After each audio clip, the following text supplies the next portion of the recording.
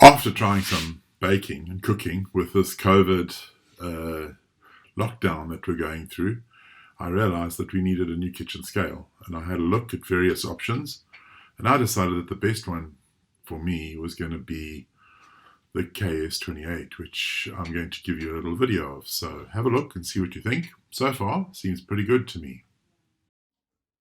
So this is how it arrives in a box, all neatly packed, not very big. If you want to open it, it's very simple. There's a little plastic seal, cut the seal, and then you can flip open the front.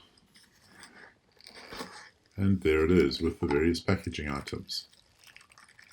I'm going to put these to one side. To be honest with you, they're not that useful.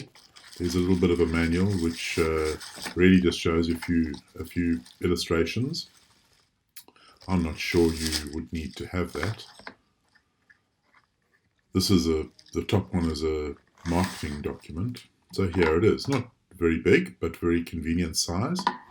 On the back, you'll see a compartment that holds the batteries.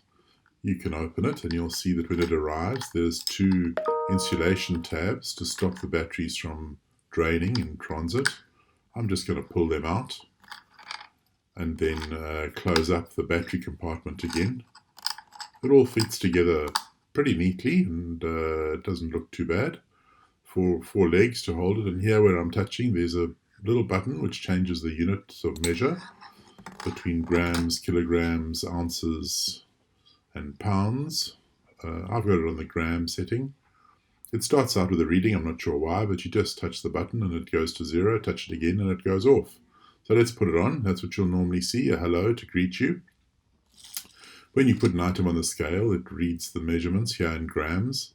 If you want to add more to it, if you touch the button, it zeroizes that. And you can add some more, which will give you now the weight of the added items. In total, it's the combination that you've actually got on the scale.